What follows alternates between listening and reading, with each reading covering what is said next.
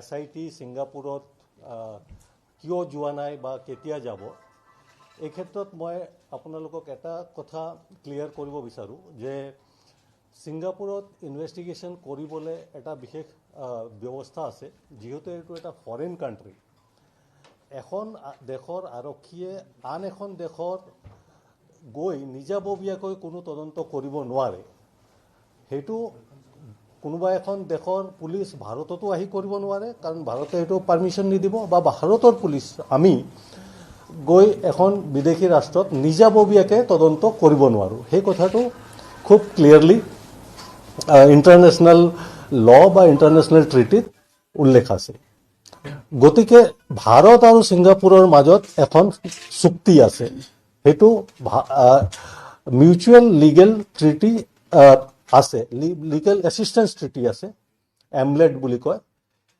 সেই ট্ৰিটিৰ মতে আমি কামখিনি কৰিব লাগিব তাৰ কাৰণে যি মিউচুৱেল লিগেল এছিষ্টেঞ্চ ৰিকুৱেষ্ট সেইটো আমি ইমিডিয়েটলি পঠিয়াইছোঁ সেই ৰিকুৱেষ্টত আমাক যিখিনি তদন্ত ছিংগাপুৰত লাগে কাৰোবাৰ ষ্টেটমেণ্ট লাগে কিবা CCTV ফুটেজ লাগে বা বিভিন্ন ধৰণৰ যিখিনি আমাক ইনভেষ্টিগেশ্যনত এছিষ্টেণ্ট ছিংগাপুৰৰ পৰা লাগে সেইখিনি লিখি আমি ভাৰতৰ গৃহ মন্ত্ৰালয়ৰ জৰিয়তে ছিংগাপুৰলৈ ইতিমধ্যে প্ৰেৰণ কৰিছোঁ ইমিডিয়েটলি প্ৰেৰণ কৰিছোঁ আমাৰ তদন্ত আৰম্ভ হোৱাৰ লগে লগে আমি সেইটো পঠিয়াইছোঁ আৰু সেই ৰিকুৱেষ্ট ছিংগাপুৰত যি চেণ্ট্ৰেল নোডেল এজেঞ্চি প্ৰত্যেক কাণ্ট্ৰিৰ একোটাকে চেণ্ট্ৰেল নোডেল এজেঞ্চি থাকে ভাৰতৰ কাৰণে এইটো ভাৰতৰ গৃহ মন্ত্ৰালয় ছিংগাপুৰৰ ক্ষেত্ৰত এটৰ্নি জেনেৰেলৰ অফিচ তো ছিংগাপুৰৰ এটৰ্নি জেনেৰেলৰ অফিচত সেইখিনি গৈও পাইছে সেইখিনিৰ ওপৰত ছিংগাপুৰৰ এটৰ্নি জেনেৰেলৰ অফিচে বিবেচনা কৰি আছে কৰি তেওঁলোকে আমাক জনাব আমি নিজাববীয়াকৈ ছিংগাপুৰৰ পাৰ্মিশ্যন নোহোৱাকৈ আমি ছিংগাপুৰ গৈ ইনভেষ্টিগেশ্যন কৰিব নোৱাৰোঁ আমি তাৰ কাৰণে তেওঁলোকে আমাক ভিজা নিদিব আৰু আমি যদি নিজাববীয়াকৈ কিবা ধৰক টুৰিষ্ট ভিজা লৈ মনে মনে গৈ ইনভেষ্টিগেশ্যন কৰিব বিচাৰোঁ সেইটো ইলিগেল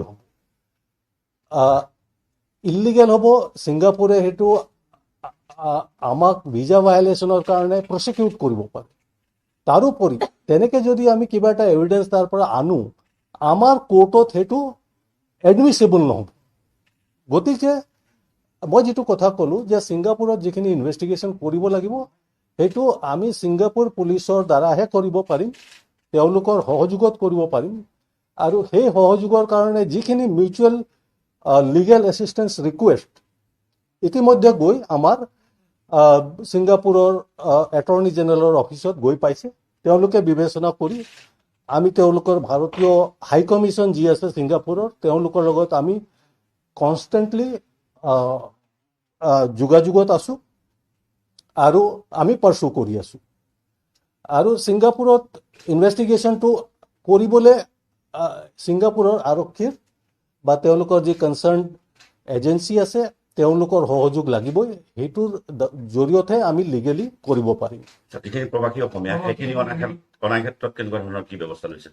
তেওঁলোকক আনিবৰ কাৰণেও আমি সমন জাৰি কৰিছোঁ নটিচ পঠিয়াইছোঁ তাৰে এজন ইতিমধ্যে আমাৰ ওচৰত হাজিৰ হৈছিলে তেওঁৰ ষ্টেটমেণ্ট আমি গ্ৰহণ কৰিছোঁ বাকীকেইজনকো আনিবলৈ আমি নটিচ জাৰি কৰিছোঁ আৰু তেওঁলোক যাতে ইয়াত আহি তেওঁলোকৰ ষ্টেটমেণ্ট দিয়ে তাৰ কাৰণে যিখিনি ব্যৱস্থা ল'ব লাগে সেই সকলোখিনি আমি গ্ৰহণ কৰিছোঁ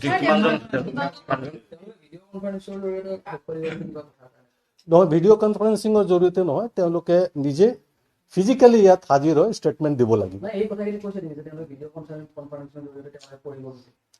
তেনেকুৱা কথা নহয় তেওঁলোকে নিজে ইয়াত আহিব লাগিব আৰু আমি সেইটোকে বিচাৰিছোঁ আৰু মই আশা ৰাখিছোঁ যে তেওঁলোকে ইনভেষ্টিগেশ্যনত অনতি পলমে আহি জইন কৰিব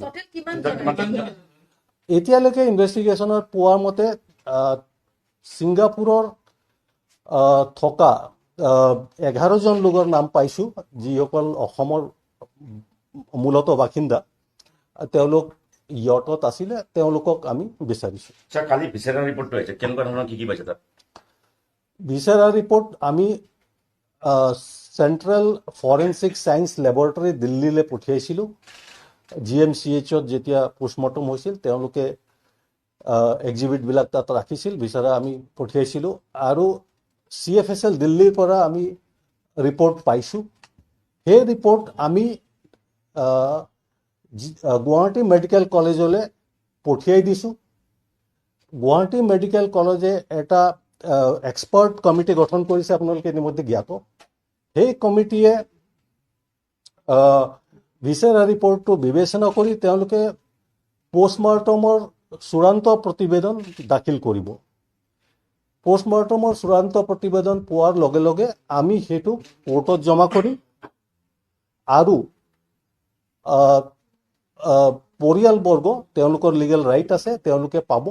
গতিকে আমি তেওঁলোককো পোষ্টমৰ্টমৰ এটা প্ৰতিলিপি বাই হেণ্ড আৰু বাই ৰেজিষ্টাৰ্ড পোষ্টৰ যোগেদি তেওঁলোকক আমি দিম। চাগে প্ৰয়োজনৰ কথাটো ওলাইছে, সেইটো কিমান দূৰ পাইছে নেকি? চাওক, এইটো পোষ্টমৰ্টম ফাইনেল ৰিপৰ্ট GMCHে দিব। গতিকে এতিয়া আণ্ডাৰ ইনভেষ্টিগেশ্যন মেটাৰ, সেইটোত মই মন্তব্য কৰিব নোৱাৰিম। গোটেই আমি অপেক্ষা কৰিব লাগিব ফাইনেল পোষ্টমৰ্টম ৰিপৰ্ট যেতিয়া GMCHৰ পৰা পোৱা হ'ব। মই এইটোকে ক'ম যে দুজন PSক আপোনালোকে জ্ঞাত, গ্ৰেপ্তাৰ কৰা হৈছে। তেওঁলোকক আমি পুলিচ কাষ্টডিত লৈছোঁ, তেওঁলোকৰ জেৰা চলি আছে। সন্দীপন গাৰ্গৰ গ্ৰাউণ্ড অফ এৰেষ্টটো কেনেকুৱা ধৰণৰ? সেইখিনি ডিটেইলছ তদন্ত চলি আছে। মই আপোনালোকক এতিয়া মন্তব্য কৰাটো উচিত নহ'ব।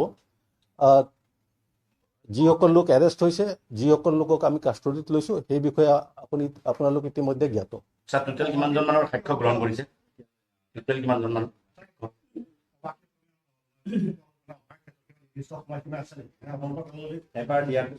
নিশ্চয় আমি সময় বান্ধি দিওঁ। এটা সময় আমি বান্ধি দিছিলোঁ, সেইটো উকলিছে। আমি আকৌ এটা সময় দি তেওঁলোকক যিমান লিগেল ৰিপৰ্টছ আছে, আমাৰ হাতত আইনমতে যিখিনি ব্যৱস্থা আছে, আমাৰ হাতত বহুতো ব্যৱস্থা আছে। গতিকে তেওঁলোকক ইনভেষ্টিগেশ্যনত জইন কৰিবলৈ যিখিনি আইনত ব্যৱস্থা আছে, সকলো ব্যৱস্থা আমি ল'ম। আমাৰ এতিয়াও সাক্ষীবাদী চলি আছে, আপোনালোকে গম পাই আছে।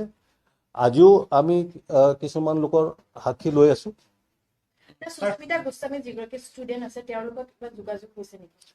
মই ইতিমধ্যে কৈছোঁ যে ছিংগাপুৰত যিসকল আছিলে তেওঁলোকক সকলোকে আমি নটিচ জাৰি কৰিছোঁ আৰু আমি আশা কৰিছোঁ তেওঁলোকে খুব সোনকালে আহি ইনভেষ্টিগেশ্যনত জইন কৰিব। আমি কেছ ৰেজিষ্টাৰ হোৱাৰ লগে লগেই পঠিয়াইছিলোঁ আৰু সেইটো আমি ইতিমধ্যে ভালেমান দিন হ'ল ছিংগাপুৰত যি কনচাৰ্ণ অথৰিটি তেওঁলোকক ভাৰতৰ গৃহ মন্ত্ৰালয়, প্ৰথমতে আমি ভাৰতৰ গৃহ মন্ত্ৰালয়লৈ পঠিয়াইছিলোঁ, যিটো নিয়ম আছে। তাৰ পৰা তেওঁলোকে ভাৰতীয় হাই কমিশ্যনৰ যোগেদি ছিংগাপুৰ অথৰিটিক পঠিয়াইছে আৰু সেইটো গৈ পাইছে।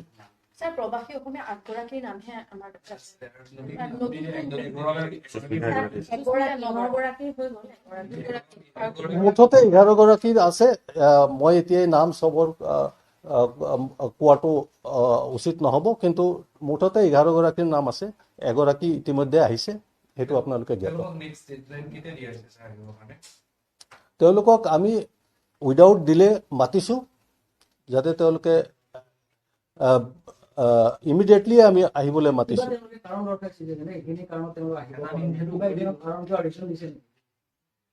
তেওঁলোকে হয়তো ছিংগাপুৰতো কিবা ইনভেষ্টিগেশ্যন চলি আছে, তাৰ কাৰণে হয়তো তেওঁলোকেও তাতো ষ্টেটমেণ্ট লৈছে, সেইটো মই ভাবোঁ। গতিকে তেওঁলোকৰ হয়তো সেইকাৰণে অলপ ডিলে হ'ব পাৰে, কিন্তু আমি তেওঁলোকক আকৌ সময়সীমা বান্ধি দিছোঁ আৰু তেওঁলোকক আহিবলৈ আমি হাজিৰ হ'বলৈ। এটা কথা ওলাইছে, সকলো অসমবাসীয়ে বিচাৰি আছে যে জুবিন গাৰ্গৰ মৃত্যুটো কি ধৰ হৈছে? এৰেষ্টৰ সংখ্যা বাঢ়িছে, 7জনলৈ বৃদ্ধি হৈছে, কিন্তু জুবিন গাৰ্গৰ মৃত্যুটোৰ কাৰণটো জানিব বিচাৰিছে। কিবা কাৰণ এনেকুৱা পাইছে নেকি? আমাৰ তদন্ত চলি আছে। তদন্তৰ এতিয়া মই সেই বিষয়ে মন্তব্য কৰাটো উচিত নহ'ব।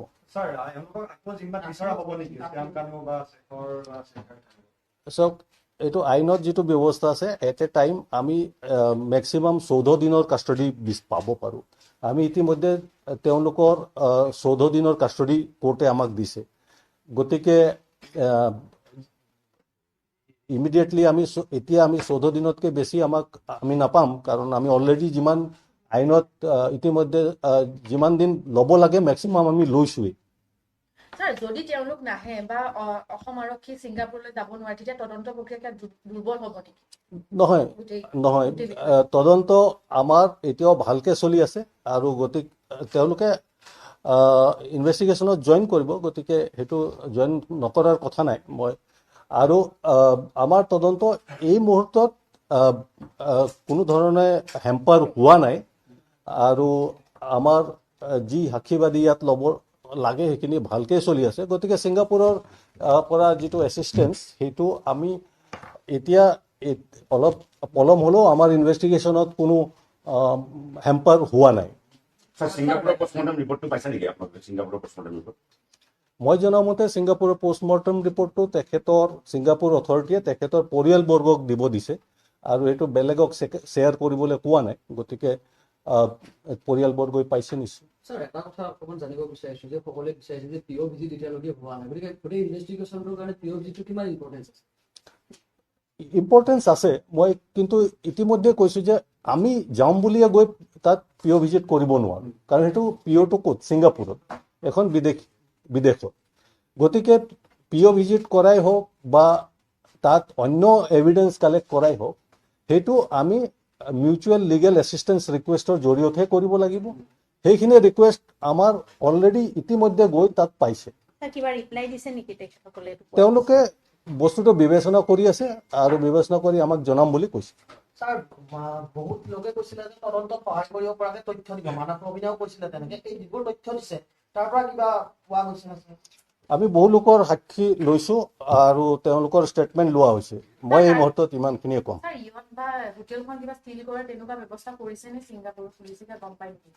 চব ৰুমটোত থাকে সেইটো ছিংগাপুৰ আৰক্ষীয়ে কি ইনভেষ্টিগেশ্যন কৰিছে সেইটো বিষয়ে মই জ্ঞাত নহয় বা তেওঁলোকে আমাক নজনায়ো। আমাক যিখিনি লাগে ছিংগাপুৰত তদন্তৰ কাৰণে সেইটো মিউচুৱেল লিগেল এছিষ্টেঞ্চ ৰিকুৱেষ্ট বুলি কোৱা হয়। সেই ৰিকুৱেষ্ট আমি ইতিমধ্যে পঠিয়াইছোঁ আৰু সেইটো ছিংগাপুৰত গৈ পাইছে। ধন্যবাদ। দ্বিতীয় পুলিচৰ অগ্ৰগতি কি আছে?